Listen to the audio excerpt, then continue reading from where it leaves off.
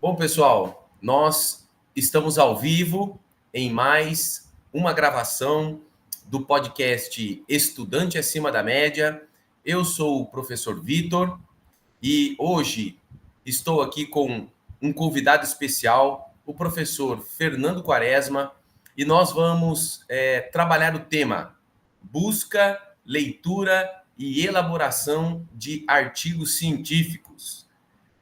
Sejam muito bem-vindos ao nosso podcast Estudante Acima da Média. Nós estamos no episódio número 3 da segunda temporada. Junto com o professor Fernando, vamos debater um pouco sobre metodologias, competências, estruturas, para que alunos de graduação compreendam melhor o processo de busca, leitura, produção, elaboração de artigos científicos. Desde já agradeço a presença do professor Fernando Quaresma e passo a palavra para ele, para que ele possa se apresentar a todos vocês que nos ouvem nesta manhã, né? Ou pode ser que você nos ouça à tarde, à noite, porque você tem a chance aí de nos ouvir nas plataformas digitais, tanto no YouTube quanto no Spotify, a hora que você quiser, na velocidade que você quiser. Eu espero que vocês possam aproveitar esse podcast. Muito obrigado, professor Fernando. Olá, professor Vitor e demais que estão nos acompanhando aí. Obrigado, primeiramente, pelo convite. É um prazer estar aqui no Estudante Acima da Média. É um tema também que eu considero fundamental aí para o desenvolvimento acadêmico. Eu sou, de formação, eu sou formado em enfermagem, fiz mestrado em saúde coletiva, doutorado em ciências da saúde e recentemente eu terminei um pós-doutorado em ciência da comunicação. E essa minha trajetória aqui, eu vim compartilhar um pouquinho com vocês, esse caminho de pesquisador e o que nós estamos desenvolvendo na carreira acadêmica.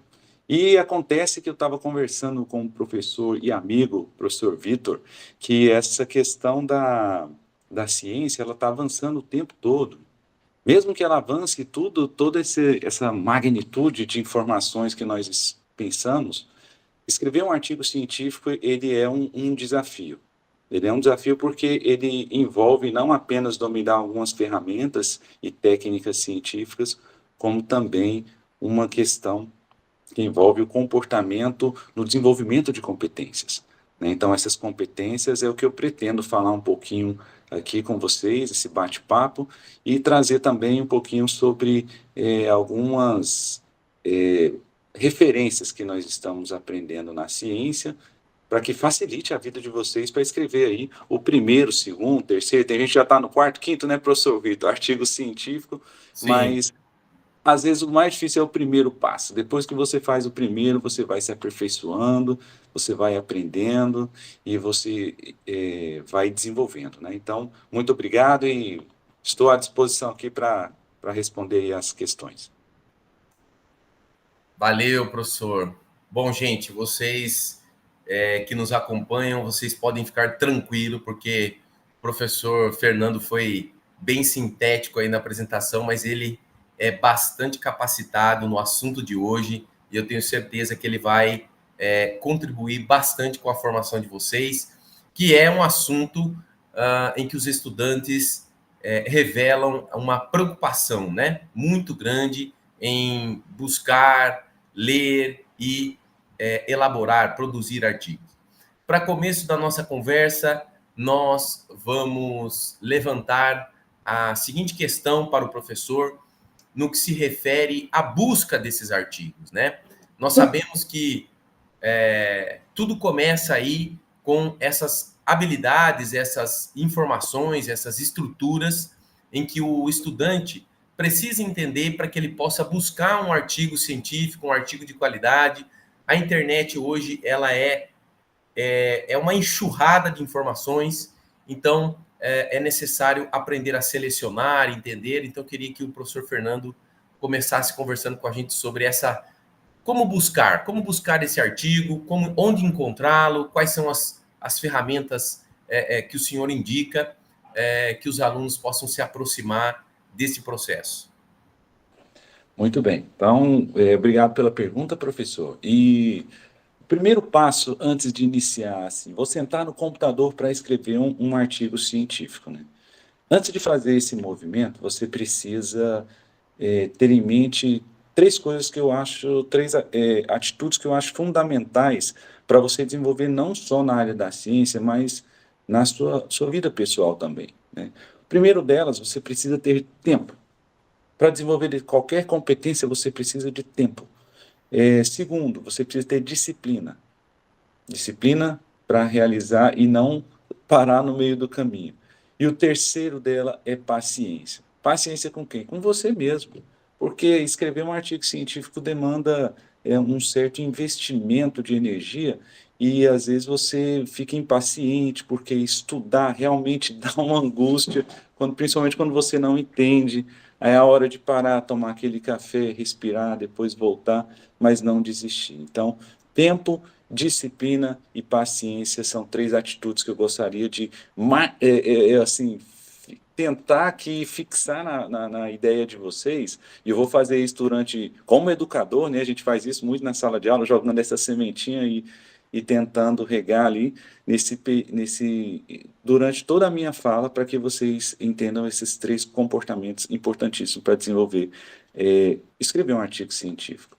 Então, um quarto, né? E esse seria um quarto estratégia que eu colocaria dentro dessa escrita do primeiro artigo científico, ou de escrever um artigo científico, é usar método. É usar método, né? Então, quando você usa o método científico, ou algum método para tudo, você ganha tempo, você melhora, otimiza os recursos que você tem, inclusive o tempo, né? Você otimiza vários aspectos que estão relacionados ali ao momento em que você vai parar para escrever um artigo científico. Porque a gente não vive só para escrever um artigo, né? A gente faz várias coisas na vida, então a gente tem que tirar um tempo para estar fazendo aquela escrita ali. Então, usar o método, ele é importantíssimo. E o ponto de partida é qual? O ponto de partida, ele é o que todo livro de metodologia científica ele fala. Todo livro de metodologia ele começa assim, ó. Qual é o seu problema ou qual é a sua pergunta de pesquisa?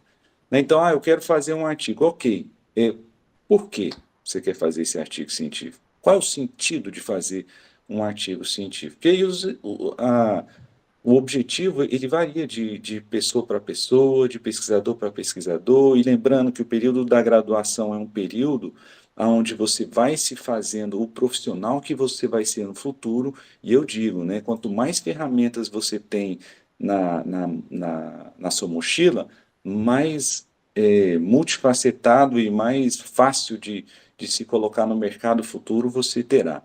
Então, tudo começa aí. Qual é o seu problema de pesquisa? Qual é a sua pergunta de pesquisa? Então, a partir desse problema de pesquisa, você vai começar a buscar informação. E aí é onde começa o desafio, professor. Vitor, colegas. Por quê? Porque tem um autor, né, um filósofo brasileiro, acho que vocês conhecem, né, Mário Sérgio Cortella. Ele fala assim, né? Hoje as pessoas não navegam na internet, elas naufragam na internet, porque é tanta informação. Quando você vê, você está em dois, três aplicativos, vai em um, vai em outro. Quando é para escrever um artigo científico, você abre uma aba, uma subaba, uma sub-sub-aba, e quando você vê, você já naufragou, né?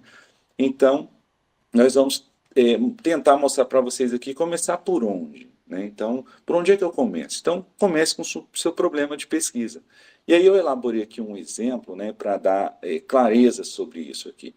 Vamos supor que eu quero fazer uma pesquisa sobre quais são os principais fatores que influenciam na qualidade de vida de estudantes universitários e como esses fatores variam entre diferentes cursos acadêmicos, né? Então, quais são os fatores que influenciam a qualidade de vida de estudantes universitários e como esses fatores são diferentes entre os cursos. Só para exemplificar aqui, mas depois eu vou até abandonar essa ideia, porque existem outras informações que eu gostaria de trazer para vocês. Mas então, a partir disso, eu começaria assim. Primeiro, né? Eu vou pesquisar onde? Gente, todo mundo começa vou colocar, não estou fazendo merchan não, viu, professor? Mas assim, ó, você entra no seu navegador lá, e aí você coloca lá, ok, quero fazer uma pesquisa sobre esse tema aqui. E aí ele vai te trazer várias informações. E curiosamente, se você entrar nesses buscadores, vou dar o exemplo aqui, o Google, ele vai te dar até assim, ó, Google Escolar, escrito numa das primeiras linhas quando o tema for acadêmico. Ele vai falar assim, ó, Google, artigos no Google Escolar, algo assim.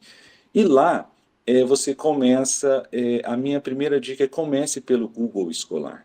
Então, vai fazer a pesquisa, coloca, mas o meu problema de pesquisa, coloca exatamente como você pensou lá no Google Escolar. Quando você colocar o seu problema de pesquisa lá, ele vai começar a trazer uma série de artigos ali, para você começar a ler. E aí, algumas dicas importantes, né, para que você, quando você colocar esse nome lá no Google Escolar, você identificar, né? Mas vem cá, quais desses artigos são bons de fato? Então, todo artigo no Google Escolar, ele tem uma parte lá que ele fala assim, ó, métricas, né? Ou artigos mais citados, né? Ele mostra quantas vezes esse artigo foi citado. Quanto mais citação um artigo teve, então significa que ele é bom, né? Ou presume-se que ele é bom. Não é possível que 1.000 pessoas vão citar um artigo e ele não tenha uma qualidade. Então, a primeira métrica que eu colocaria ali para vocês observarem nesse base de dados, vamos chamar assim, nesse site de busca, né, no Google Escolar, dar uma olhada nas métricas, quantas vezes ele foi citado. Porque aí você vai saber se vale a pena ler ou não. Então, a partir disso, você encontra, a minha dica é, comece com 2 artigos muito próximos, tenta encontrar 2 artigos muito próximos daquilo que você quer.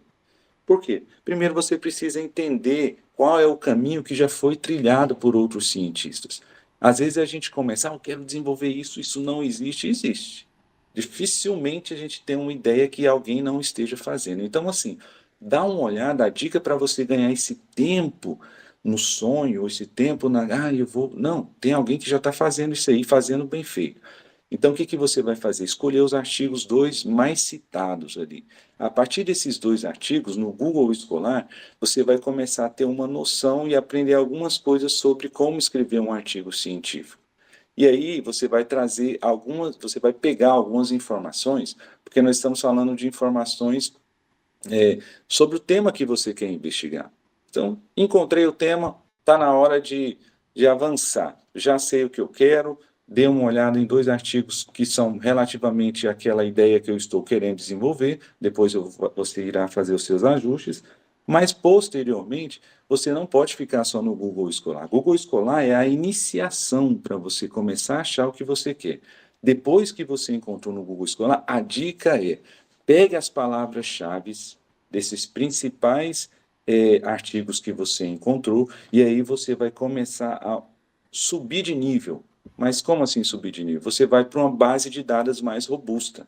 Porque o Google Escolar, ele traz artigos diversos lá. Então, o artigo ele está anexado ou indexado em algumas bases de dados, o Google Scholar ele puxa. Mas o que é uma base de dados? Uma base de dados é um local onde você inclui ali vários estudos que são baseados em algumas regras e que passou por alguns crivos de avaliação.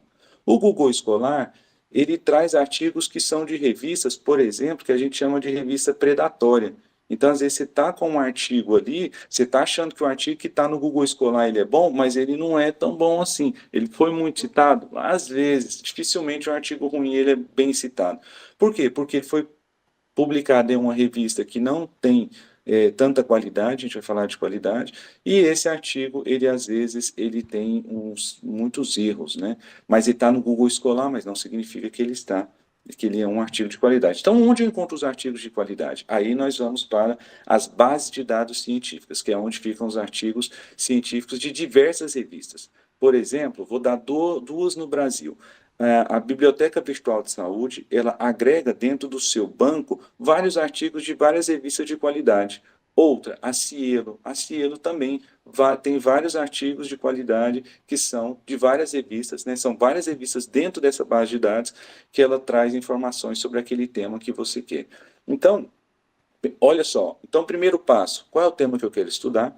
Vou entrar no Google Escolar, vou digitar lá, vou encontrar algum artigo que foi mais citado, vou entrar nesse artigo e ver como é que esse artigo está falando, pego esses palavras-chave que depois você vai utilizar ela em outra base de dados, mas aí você já vai usar numa base de dados mais robusta. Qual que a gente está falando? Falamos no Brasil da BVS e da Cielo. Então, se você pegar essas palavras-chave e colocá-las lá nessa base de dados, você vai encontrar artigos de qualidade nessas duas bases de dados.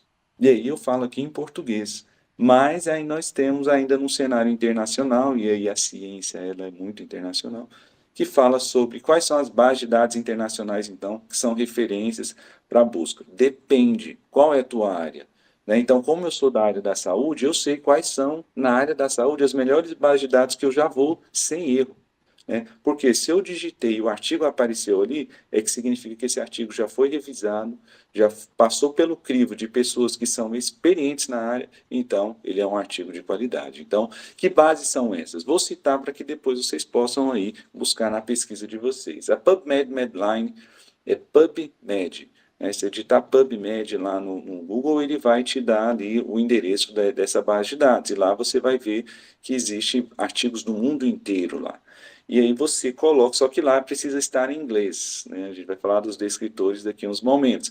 Mas tem a LILACS, que é a Literatura Latino-Americana e do Caribe em Ciências da Saúde, tem muito artigo aqui da América Latina, então ela traz muito essa questão cultural nossa, do latino-americano, é importante também, né, nós investigarmos enquanto Brasil. A Scopus, que é uma base de dados internacional também muito reconhecida, porque é muito desafiador ter um artigo indexado na base de dados Scopus. Por quê? Porque eu crivo lá, o sarrafo é alto, né? E a Embase, que é outra base de dados ligada ao cenário internacional. Então, vou deixar por enquanto só essas bases para que vocês possam ali fazer a busca de vocês. E aí, eu Maravilha. falei, né? Sim, professor. Não, maravilha, maravilha. Eu tô aqui concordando e eu acho que isso é um caminho muito interessante para os alunos, porque é importante que o estudante ele entenda a necessidade deste padrão que você está colocando, né? Dar a importância ao método na ciência é mais da metade do caminho andado. Então, se nós entendermos tanto o método da pesquisa que eles querem produzir, como entender qual é esse padrão, qual é esse caminho para fazer as buscas dos artigos, eu creio que vai ficar mais fácil para os alunos, né? Então, eu estou aqui concordando com o senhor. Eu queria aproveitar a fala para você deixar aí uma breve explicação para os meninos, assim, o que seriam essas revistas predatórias? Porque isso tem sido um perigo, né, no meio acadêmico. Nós tentamos nos afastar delas, e é importante, né, que a gente faça esse exercício, mas pode ser que os nossos estudantes não entendam ainda o que é uma revista predatória. Muito boa pergunta, professor.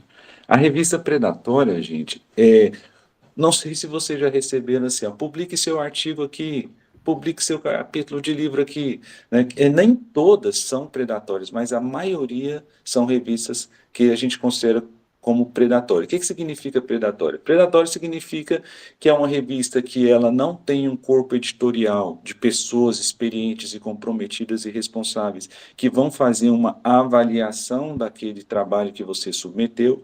São revistas que elas normalmente cobram para você publicar, não significa que as melhores não cobrem, e cobra alto, né, professor Vitor? Mas assim, eles têm uma política de lucro, né? Então, acima da ciência. Então, normalmente são pesquisas que estão buscando mais o lucro do que a qualidade da informação. E são pesquisas que publicam diversas informações que às vezes não são verdade, são fake. Pô, vou dar um exemplo aqui que aconteceu no cenário internacional. Um repórter ele decidiu provar que tem muita revista que aceita qualquer coisa. E aí ele fez um artigo falando que o chocolate ajudava a emagrecer e submeteu isso em várias revistas científicas no mundo. E aí, várias quantas, né, professor? Mais de 300 revistas. O que ele encontrou? Ele encontrou que muitas revistas científicas, elas aceitaram a ideia de que o chocolate emagrece, mas que na realidade ele criou uma fake e queria mostrar que a ciência deixava passar muita coisa. O problema foi que ele não passou nas revistas que tinham uma qualidade superior, ou seja, nas revistas, e ele manipulou os dados de forma que quem não entende de estatística e de aquilo fala, não, é verdade. Né? Então, as revistas predatórias, elas quase todas aceitaram o artigo. Né? E digo mais, esses dias eu estava numa capacitação sobre ciência e um pesquisador falou que ele pegou a redação sobre morcego, que o filho dele fez na escola do ensino primário, submeteu em algumas revistas, e uma revista que eu não vou falar o país, mas ela aceitou, e não só aceitou, como corrigiu o artigo do filho dele, que estava ali no primário, e pediu, e cobrando o valor para publicar o artigo. Então, revista predatória, resumidamente, são revistas que não têm esse crivo científico nem a responsabilidade com a ciência. Exatamente. Isso que o professor está nos informando é muito importante, gente, é muito importante. E eu diria que ser um estudante acima da média é já começar na graduação a entender isso tudo e, de certa forma, fugir, né, desse tipo de revista, desse tipo de publicação. Mas é como o Fernando disse, são muitas e é necessário fazer, sim, esse exercício que ele disse lá no início, de disciplina, de tempo, né, de se dedicar, de ter tempo, de ter disciplina e ter paciência. Então, espero que nesse primeiro bloco vocês tenham entendido este caminho de busca dos artigos. Eu sei que o Fernando agora vai começar a falar um pouco mais sobre as palavras-chave, né, os descritores, mas antes, só lembrar vocês, olha aí, podem começar, como o Fernando disse, pelo Google Scholar, né, ou Google Acadêmico, tateando, né, mas mais do que isso, mais do que começar pelo Google, né, professor, é ter um problema. Todo cientista tem que ter um problema, você tem que ter uma dúvida. Um ponto de interrogação certeiro precisa estar na sua cabeça para você poder fazer pesquisa. E ele indica que a gente comece pelo Google e depois, tateando, a gente vai avançando nessas plataformas de busca de artigos científicos. E agora a gente vai falar um pouquinho, né, professor, sobre esses descritores. Você ia começar, eu acabei só interrompendo aí, mas fique à vontade. Excelente, professor. Inclusive, pode fazer as intervenções necessárias aí, porque você entende do estudante acima da média e às vezes a didática que eu tenho o meu estilo, às vezes, né, não está sendo tão claro, mas fique à vontade. Bom, como o professor Vitor colocou, então dei uma olhada ali no Google Scholar, depois eu peguei as palavras-chave daqueles artigos que eu achei bom, e agora, o que que eu faço com elas, né? O que que acontece? Quando você pega as palavras-chave que todo artigo tem, para responder seu problema de pergunta, o seu problema, né? Sua pergunta, o seu problema de pergunta, você pode aumentar a precisão, melhorar a qualidade da sua investigação, dos melhores artigos, aumenta a sua chance de encontrar os melhores artigos que você vai pesquisar. Mas aí eu sugiro duas estratégias. A primeira delas, você pode fazer, ok, peguei lá, professor, as palavras-chave, e agora eu faço o que com ela? Vou dar o exemplo aqui, vai na base de dados da BVS, coloca a palavra-chave lá. Se você colocar, por exemplo, voltando ao nosso problema de pesquisa, nossa pergunta, né? Quais são os principais fatores que influenciam na qualidade de vida de estudantes universitários e como esses fatores variam entre diferentes cursos acadêmicos? Se você colocar qualidade de vida só lá nesse banco, vai sair, sei lá, 100 mil pesquisas. Então, como eu refino mais ainda isso? Tem os chamados conectores ou operadores booleanos O que significa isso? São termos que você conecta uma palavra-chave à outra e aumenta as chances de você encontrar o artigo daquilo que você está procurando, com mais assertividade. Então, são dois conectores booleanos. O e isso, ou isso ou isso. Por exemplo, qualidade de vida e estudantes universitários. Outro exemplo, qualidade de vida ou estudantes universitários.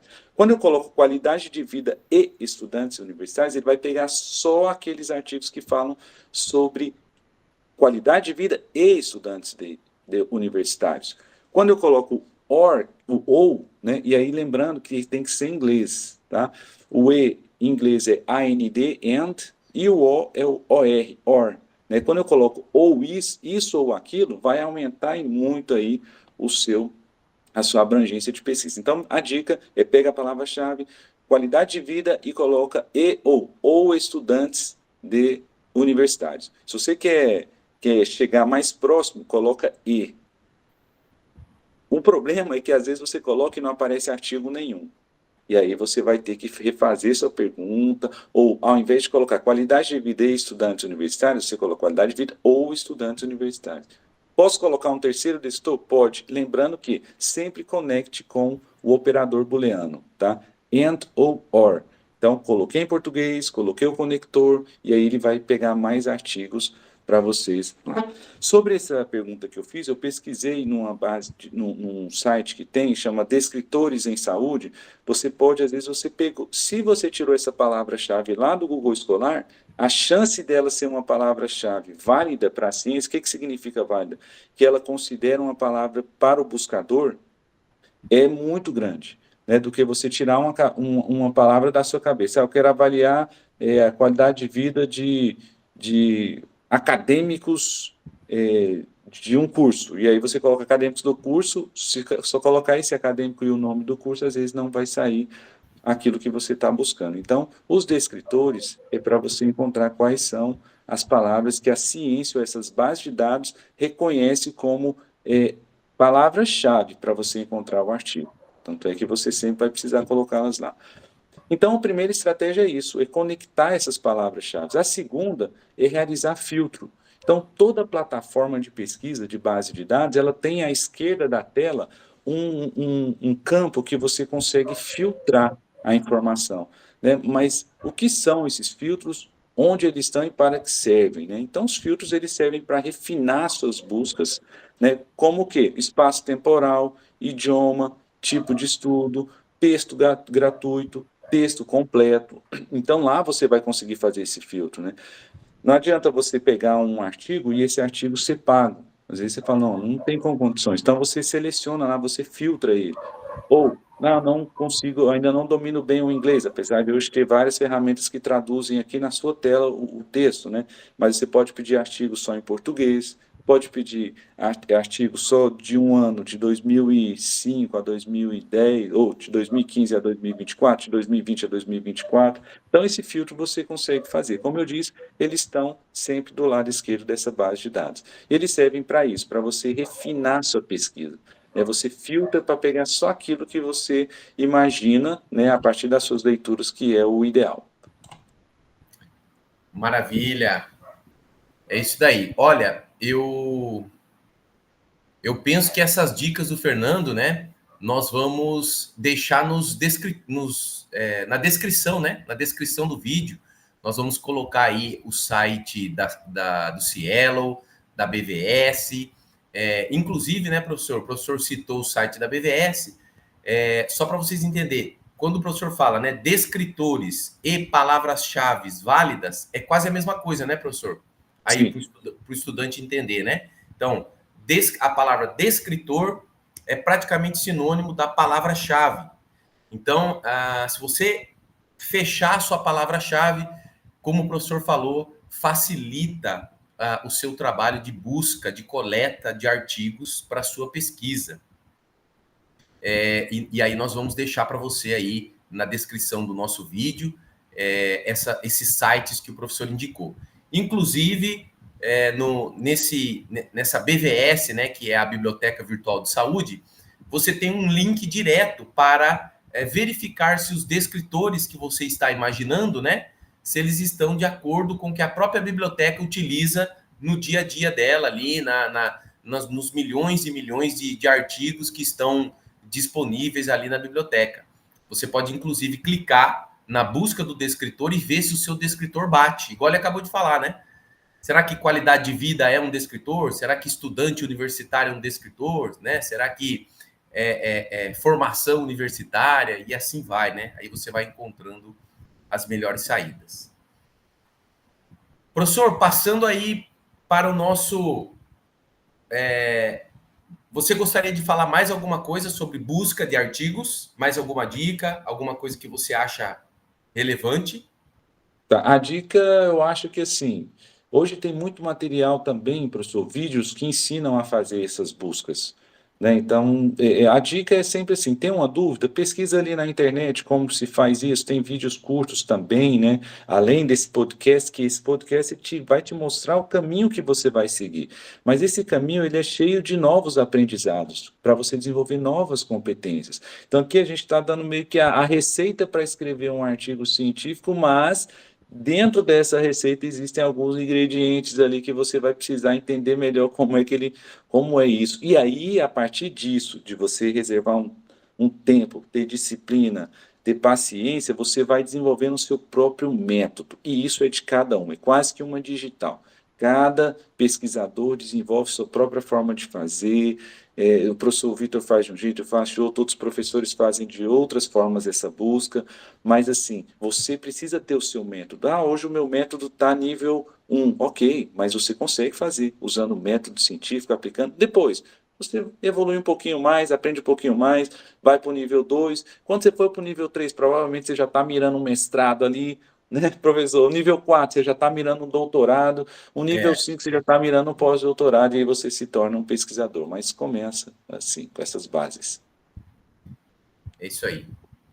Maravilha. Eu acho que nós agora vamos falar um pouquinho, né, professor, sobre... Temos aí, né, igual o Fernando disse, né, temos um caminho, temos um guia. Então, assim, você, estudante que estiver nos acompanhando aí, você agora já pode pegar essas dicas do Fernando, do jeito que ele falou aqui. Você pode usar aquele problema inicial, você pode usar aquelas plataformas iniciais, você pode usar aquele caminho que ele deu para vocês. Você vai perceber que você vai visualizar exatamente isso que nós estamos tratando aqui. E aí, como ele falou, lógico que no caminho vão aparecer outras possibilidades e você pode ir aprendendo e vai refinando a sua pesquisa. Mas agora nós queremos também lhe ajudar, depois de buscar, depois de se aproximar de alguns artigos científicos, nós queremos também lhe ajudar a ler. Né, professor? Como é que o estudante deveria se preparar?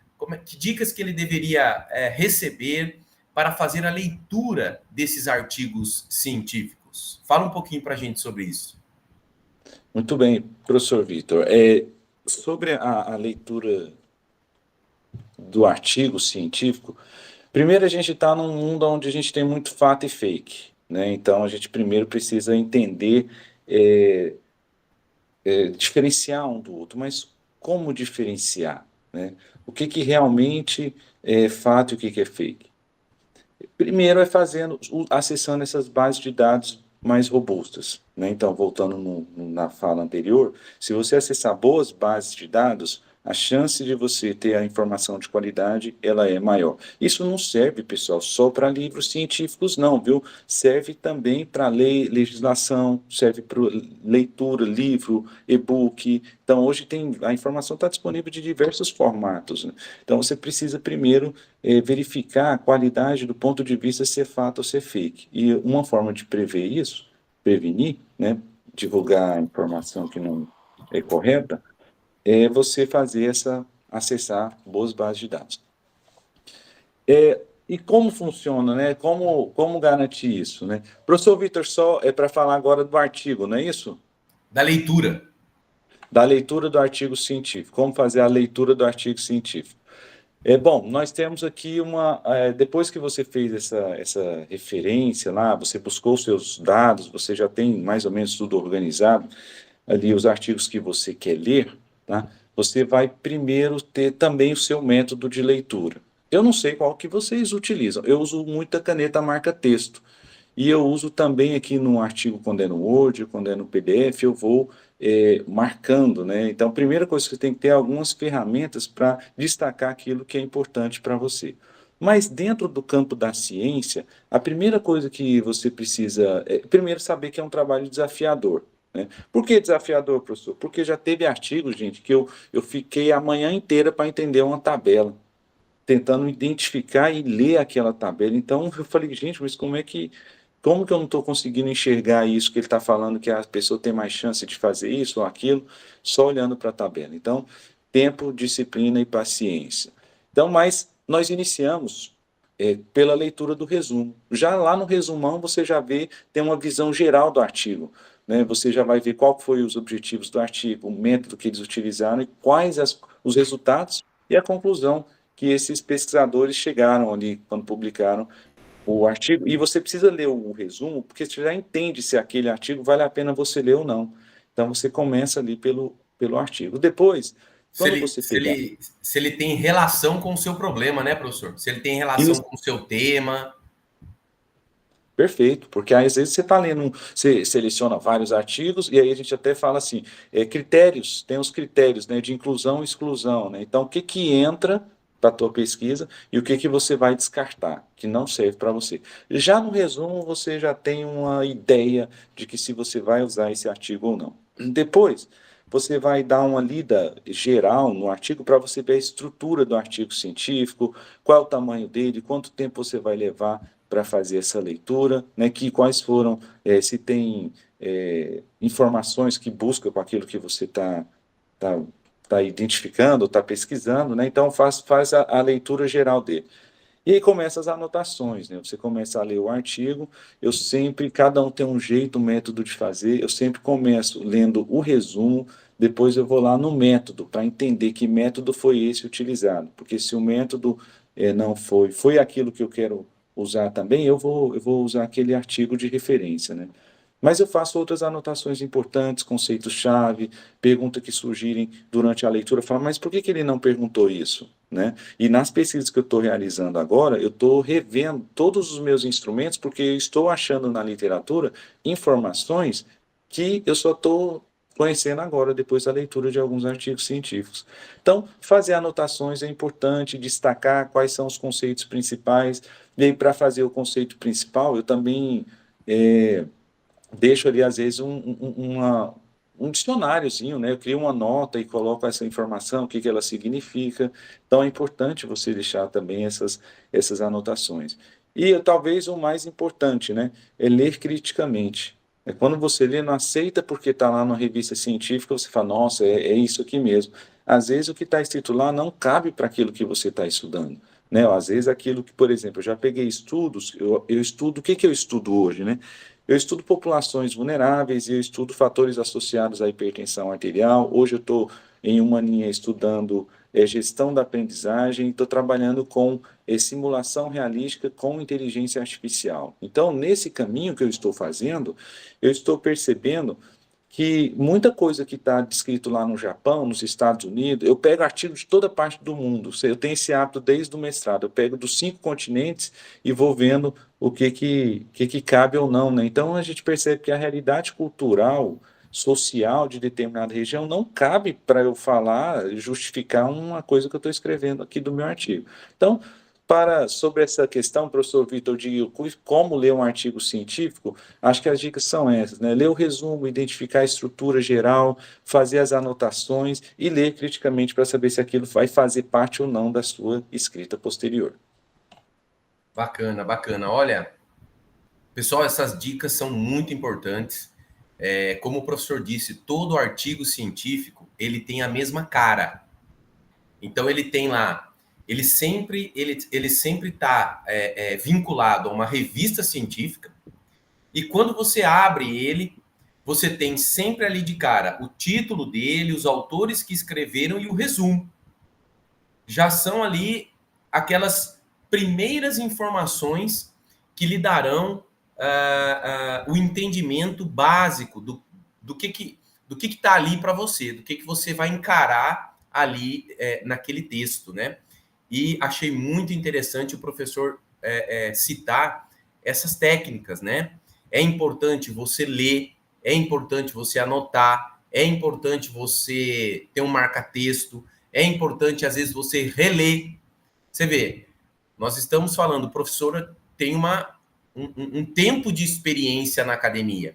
E ele mesmo, às vezes, precisa reler um artigo. De repente, ler uma tabela, reler novamente, ler pela terceira vez. O que isso significa? Significa que nós precisamos daqueles 3 itens que ele falou no início. Dedicar tempo, né? Dedicar tempo, disciplina e paciência. Então, é necessário estudar, é necessário ter tempo, né? É necessário sentar e realmente se colocar à disposição para fazer esse tipo de exercício. Eu achei muito válido também a questão da anotação, professor, porque eu tenho percebido que hoje em dia essa questão de você ler, né, marcar, anotar, registrar os pontos principais, os pontos mais importantes, eu tenho percebido que o pessoal está perdendo essas estruturas. E essas estruturas são fundamentais para que a pessoa possa compreender e, inclusive, chegar no patamar que o senhor comentou sobre uma leitura mais reflexiva.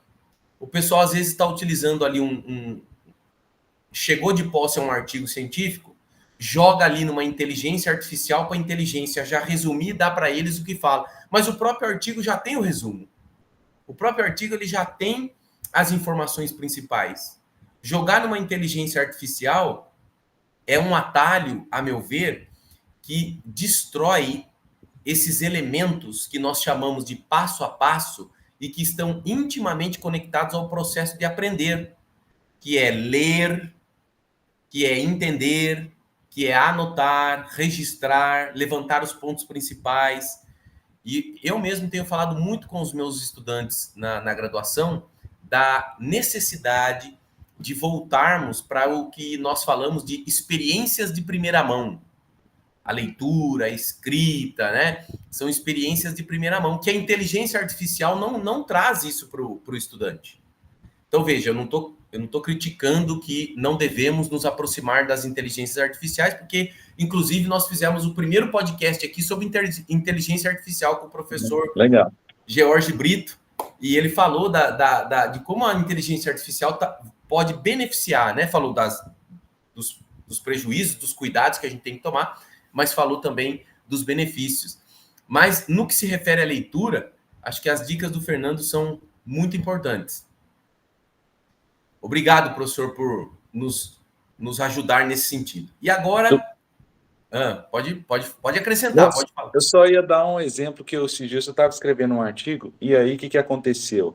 Eu pedi para a inteligência artificial, tem que saber usar também a inteligência artificial, viu, pessoal? Não é assim, vou colocar lá, ele vai fazer. Ele faz. Eu já pedi para ele fazer com referência, ele traz a referência, mas não existe a referência. Não existe. Eu falei, de onde ele tirou isso? Ainda não existe, tá? Ainda, mas eu acho que logo, logo ele vai entender e vai começar a resolver esse problema aí. A questão é exatamente o que o professor Vitor falou. E, às vezes a gente delega uma coisa para a inteligência artificial e perde a chance de desenvolver a capacidade crítica de analisar uma situação e às vezes até isso vai interferir na nossa vida pessoal quando você tiver que tomar uma decisão. Você está tão acostumado a delegar que às vezes você não vai conseguir, né?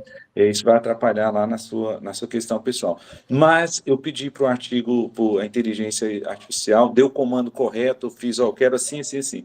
Ele fez. Posteriormente, eu fui ler alguns artigos científicos. E, gente, ele ainda não alcança a arte de escrever do humano. Ele não alcança ainda.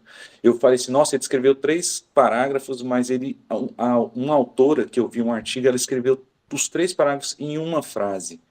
Eu falei, é uma arte. Escrever, gente, é uma arte. É muito bom, mas precisa ter, o que o professor já disse, e a gente vai martelando, tempo, paciência e disciplina. Mas, assim, IA importante, sim, mas saber usar, né? Não vai querer colocá-la aqui. É muito atrativo, viu, professor Vitor, colegas, que a gente coloca lá, ela faz coisas incríveis, mas tem que saber usar ainda. Acho que a gente está começando uma nova era, e essa nova era vai exigir de nós aqui, pesquisadores, desenvolver novas habilidades e competências para que nós consigamos usar de forma que nos ajude a melhorar o mundo, né? Não é só a minha, que nos ajude a melhorar as coisas, não só fazer por delegar, né? Que esse é um problema. Maravilha. Professor, você teria alguma dica para dar àqueles estudantes que apresentam uma dificuldade com termos técnicos, com metodologias, né? Ao se deparar com a leitura dos artigos, muitas vezes os estudantes estão diante exatamente de uma escrita acadêmica, né? Uma escrita mais robusta, uma escrita mais profunda, né? Com conceitos e conceitos científicos, teorias, né? Fundamentos teóricos que estão por trás e metodologias complexas. Que dica que o senhor daria aí aos nossos estudantes para romper um pouquinho essa barreira e vencer esses obstáculos? Ok. Excelente pergunta, professor, porque isso é o que eu vejo muito no. Eu tenho aluno de graduação, tenho aluno de pós-graduação, então não falei aqui, né? Mas a gente dá aula na graduação e na pós-graduação, e eu percebo essa dificuldade, porque a ciência, pessoal, à medida que você vai avançando, aquele ditado que sei é que nada sei, ele é verdade, porque quando você acha que aprendeu alguma coisa, você cai num termo novo que você nunca ouviu falar. E aí isso incorre sistematicamente na ciência e vai acontecer quando vocês estiverem escrevendo. A dica é sempre aquela, né?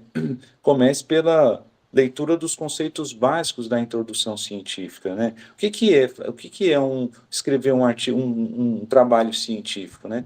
Existem alguns termos que vai fazer parte do seu vocabulário, e eu sempre falo para meus alunos, olha, você precisa aumentar o seu repertório das falas científicas, porque você vai usar, né? Então, assim, às vezes a pessoa está falando que é um duplo cego, você acha que é um quê, né? Então, você tem que entender o que é um estudo cego, um estudo duplo cego. Então, não vou dar um gabarito aqui não, viu, professor Vitor? Fica aí para a turma aí pesquisar. Mas, assim, são termos realmente complexos e a gente precisa... A dica que eu faço, vou falar meu método agora, né? Eu resumo, né? Eu faço o meu resumo lá, por exemplo, faço resumo das metodologias. E existem sites hoje que eles já trazem esse resumo pronto, mas para você entender o gráfico que eles montaram, o organograma que eles montaram, você precisa de outras informações. E aí eu me vejo nisso com vocês também, pessoal. Eu estou falando aqui, mas eu me vejo no mesmo nível que vocês. Eu vou lá, eu entro no site, mas que negócio é esse? Como assim eu não estou sabendo fazer isso? Aí eu vou lá, vou ler, e aí a primeira coisa que eu faço é o resumo, para eu entender, mas eu resumo de uma forma que faça sentido para mim. Não que está lá no site, tem que fazer sentido para mim. Então, resume a metodologia, toma nota, né? Eu li um livro esses dias chamado A Arte de Fazer Acontecer. E ele deu uma dica interessante, ele fala assim, olha, toma nota de tudo. O ser humano, ele acorda, ele tem que fazer no mínimo 200 coisas por dia. Então, às vezes, você lê uma coisa, lembrou de algo, vai lá e anota. Tem uma caixa de entrada que ele fala.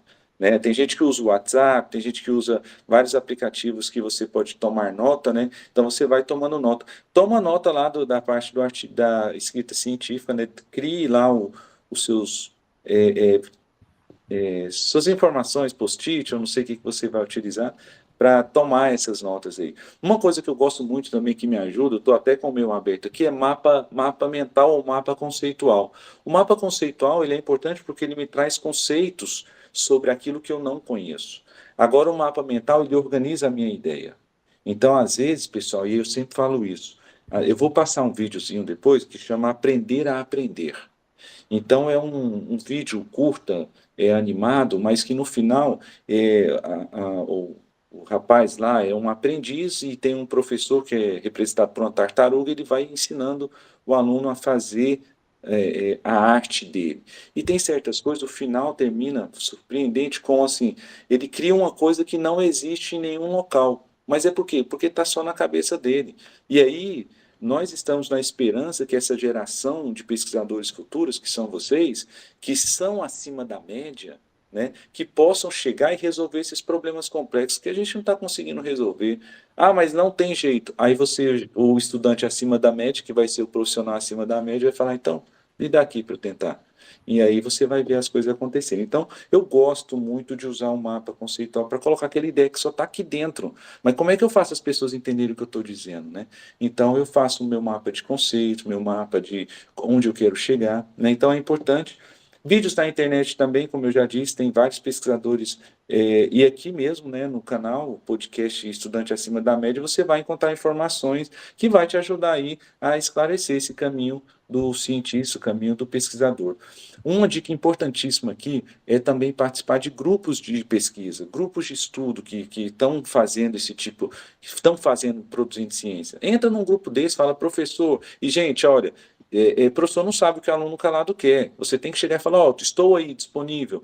Quer descer para a arena? Vai levar pedrada, vai levar chibatada, vai levar tudo, mas você vai aprender. Vai sair de lá casca grossa, vai sair de lá com mais informações, com mais ferramentas, né? É melhor do que aquele que só está na arquibancada assistindo lá, os outros lá, se colocando para aprender algo, né? E a regra de ouro para finalizar aqui é ensinar o que você aprendeu. Chama um colega e fala, vem cá, deixa eu te ensinar o que eu aprendi aqui. Acabou, isso é a regra de ouro, você vai conseguir aí dominar bem melhor isso que você está aprendendo. É isso aí. O estudante acima da média, ele tem que, vou usar aqui a fala do Fernando, né? O estudante acima da média tem que entrar na arena, ele tem que estar disposto e disponível. Porque é como o Fernando disse, se você não falar nada, se você não se colocar à disposição, se você não demonstrar que você tem o mínimo de interesse, nós não vamos conseguir captar o que está dentro da sua mente. Nós não temos essa habilidade, né, professor? E só reforçar o que o Fernando falou aqui, que é de muito valor, né? Então, vamos lá. Olha, o resumo, né, é muito importante, né? Anotações, ele falou aqui, né? Anotações para você ultrapassar essas barreiras da dificuldade, né? Entender os conceitos, tenha sempre um dicionário, tenha sempre informações que você possa buscar o entendimento daquele conceito. Você está estudando qualidade de vida, então você sabe o que é qualidade de vida? Você está estudando atividade física, você sabe o que é atividade física?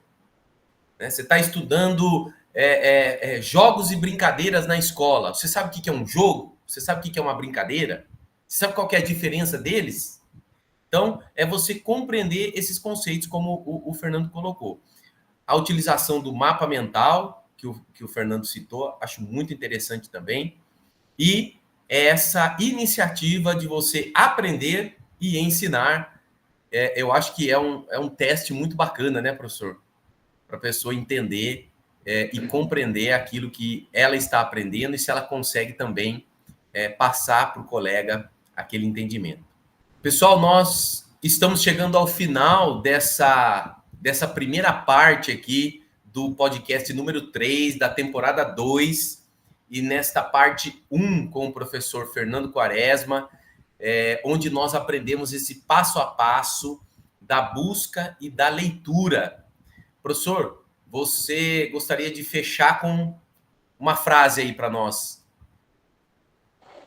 Reservem tempo, tenham disciplina e sejam pacientes, especialmente com vocês, para desenvolver o método de vocês.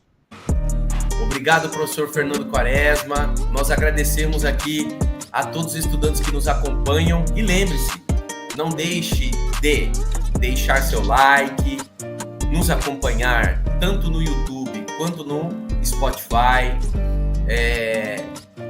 Clique lá no sininho para você receber as nossas notificações. Compartilhe com os seus amigos, com os seus colegas.